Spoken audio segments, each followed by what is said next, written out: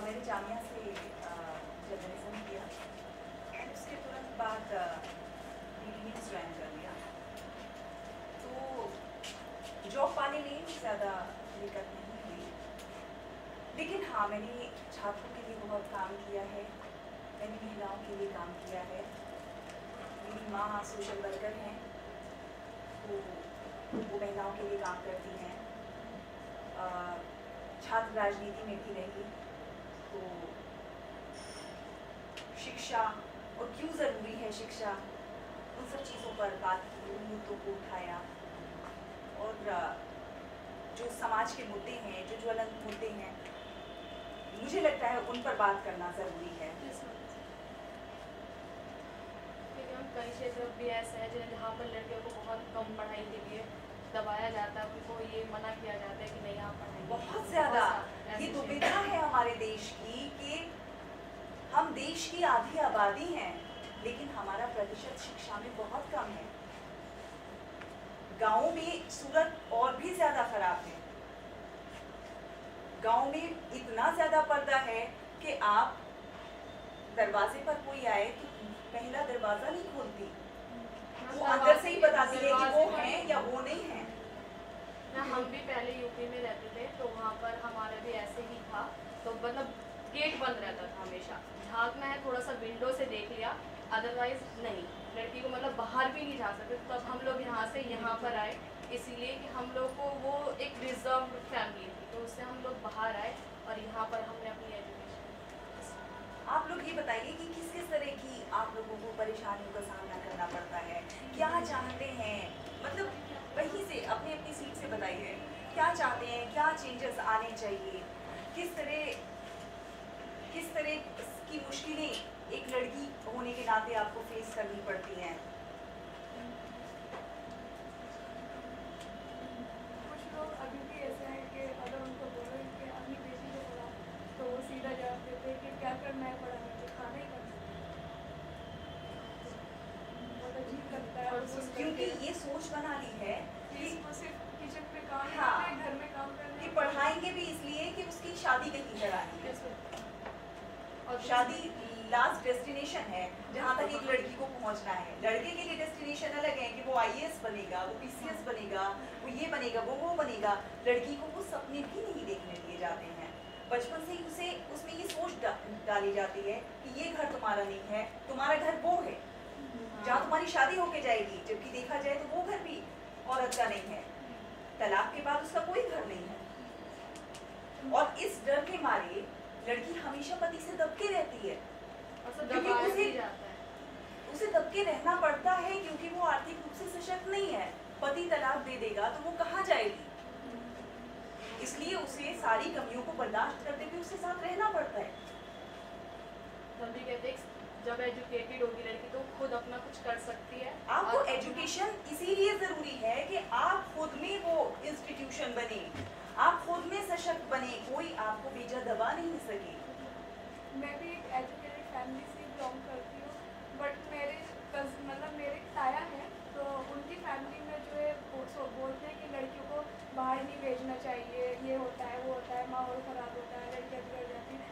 तो अभी उनके यहाँ पर वो सोचते थे कि जो लड़की कॉलेज में जाती है उससे शादी नहीं करनी चाहिए, मतलब वो थोड़ा ऐसी थिंकिंग थी। बट जो उनके बेटे ने जो अभी शादी की है वही लड़की एक एंकर से शादी की है। तो मैंने क्या कि आप किस पर अपना जोर जमाओगे?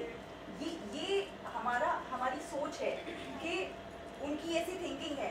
ये डर बिठाया जाता है कि अगर तुम पढ़ने जाओगी तो तुमसे कोई शादी नहीं करेगा, ताकि आप निकलो ही नहीं, आप निकलोगे नहीं, आप गंवार रहोगे, आप किसी ना किसी के बैसाखियों पे रहोगे, आप अपाहिज रहोगे, आपको किसी और का पैसा चाहिए अपनी जिंदगी जीने के लिए। एक भिखारी वाला जीवन होता है। मैम हमें इतनी एजुकेशन लेने देते नहीं कि हम अपने पैरों पे खड़े हो सके।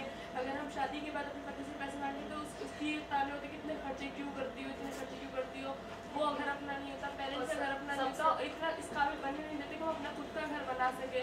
तो करें क्या? इतनी सारी प्रॉब्लम्स लड़कियों की जिंदगी में इसी के लिए पड़ी है।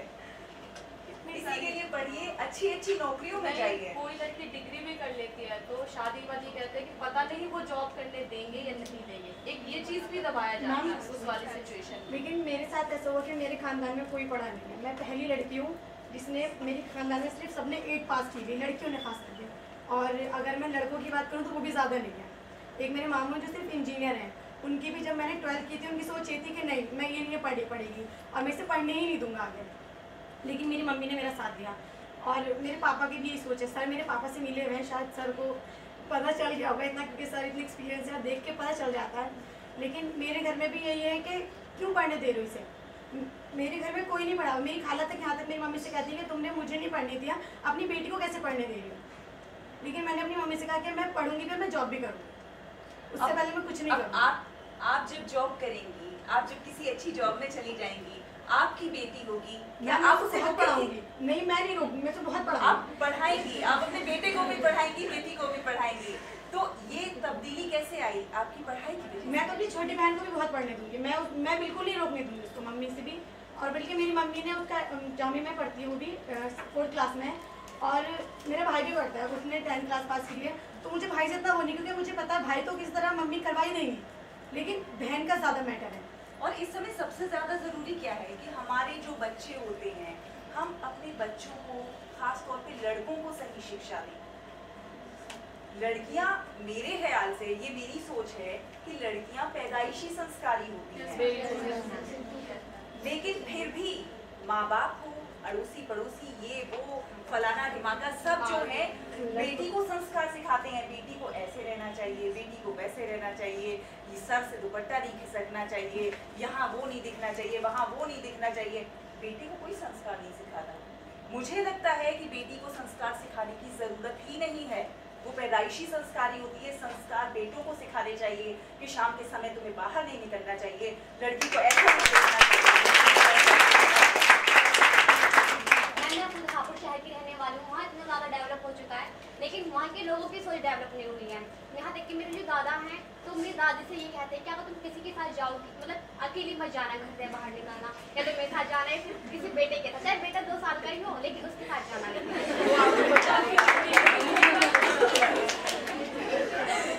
मैं चाहती हूँ हमारे खानदान में कोई नहीं पढ़ा, लेकिन मैं पढ़ रही हूँ। तो उन्होंने, मेरे दादा ने खूब कहा कि 10वीं क्लास कर लो, बस वही काफ़ी। मैं कल नहीं, जामिया के अंदर ऐसा भी है कि ओपन से भी पढ़ लो, घर में बैठ के सिर्फ पेपर देने के लिए चलिए, तो मेरे साथ आप चलना पेपर दिलवाने के लिए। तो उन्होंने कहा हाँ ठीक है।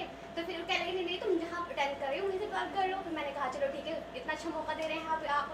तो फिर उसके बाद फिर उन्होंने कहा चलो अब बस तो तुमने 12th कर ली है, अब आगे ज़रूरत नहीं है तुम्हें पढ़ने की। तो उन्होंने अपने बेटे को इंजीनियरिंग करवाई है अल-फलाह से। तो फिर मैं कह लगी ठीक है, आपने चाचा को तो अल-फलाह से करवा दिया है, क्या आप मुझे जामिया से भी नहीं पढ़ा सकते? तो मेरे पापा रिक्शा चलाते हैं, मेरे पापा छोड़ने जाएंगे मुझे, और पापा ही मुझे लेकर आ जाएंगे वहाँ से, तो मेरी सेफ्टी हो जाएगी। गर्ल्स, और वहाँ ज़्यादातर गर्ल्स को ही, मतलब मुस्लिम को ही ज़्यादा सपोर्ट करते हैं।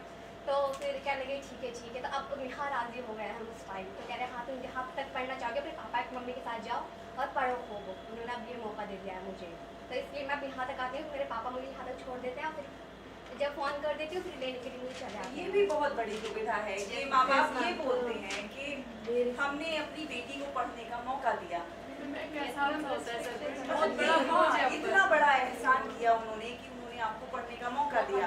बेटे पे उन्होंने कोई एहसान नहीं किया, उसके लिए तो उनका फर्ज था कि उन्होंने उसे पढ़ाना ही था, एजुकेशन भी देना, कुछ बनाना ही था। उसको फाइनेंशियली सपोर्ट भी करना, सारा फर्ज होता है, हर चीज। उसको घर में बना कर देना, उसको शादी के बाद भी सपोर्ट करना, हर चीज फर्ज वो फर्ज होती है। लेकिन बेटी को उन्होंने एहसान किया, एजुकेशन पढ़ा दिया। उसके बाद पति ये कहता है मैंने तुम्हें काम करने की इजाजत दी है, तो ये उसने इजाजत देके ये उसने एहसान किया है। पत्नी ने उसे काम करने की इजाजत नहीं दी है, वो तो उसके लिए अंदर है, ऊपर वाले ने दिया था कि उसे तो काम करना ही है। लेकिन बीवी अगर करेगी तो वो पति इजाजत देगा तो करेगी, खुद नहीं करेगी। तो ये भी दो चरित्र हैं, बेटी के लिए कुछ और हैं, बेटे के लिए कुछ और हैं। और ये सब हम ही बदल सकते हैं।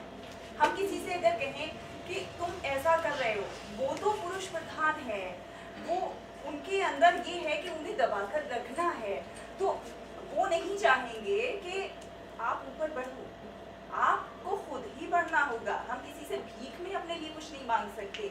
हमें छीनना होगा, हमें खुद करना अपने लिए होगा, fight खुद और वो करेंगे। तभी आप करेंगे Resources जब भी तो आप नहीं यहाँ से ये आपका डेवलप होगा, आप अच्छी नौकरियों में जाएंगे, आप आर्थिक रूप से सशक्त होंगे, आपका अपना घर होगा। कोई ये नहीं है कि कोई आपको ये कह दे आज मैंने तुझे छोड़ा, निकल जा घर से बाहर, और आप सड़क पे आ गए।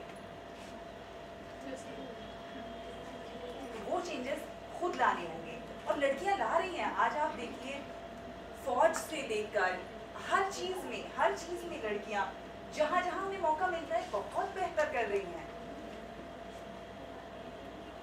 और मिसाल कायम कर रही हैं। देश ही नहीं पूरी दुनिया में मिसाल कायम कर रही हैं। कितने राज्य, तो अभी कुछ समय पहले की बात थी कि 4 राज्यों में महिला की ही सरकार थी, मुख्यमंत्री थी। और उन चीजों से भी नहीं डरना है। सबसे ज्यादा जो लड़की को रोकने का तरीका होता है, सबसे सिंपल तरीका होता है उसके कैरेक्टर पर लांछन लगाना। उन चीजों से नहीं डरना है। आपको खुद को पता होना चाहिए आपका कैरेक्टर क्या है। कैरेक्टर का सर्टिफिकेट देने वाला कोई और नहीं है। किसी को अल्लाह पाक ने डेप्यूट नहीं किया है कि तुम उसे कैरेक्टर का सर्टिफिकेट देकर आओ। तो उन चीजों से नहीं डरना है। सबसे पहले इसी चीज से रोका जाता है कि माँ बाप को बोलेंगे अरे तुम्हारी लड़की वहां खड़ी थी और वो तो ऐसी हो गई, आवारा हो गई, फलाना, इस टाइप की बातें, ताकि आपकी शिक्षा रोक दी जाए।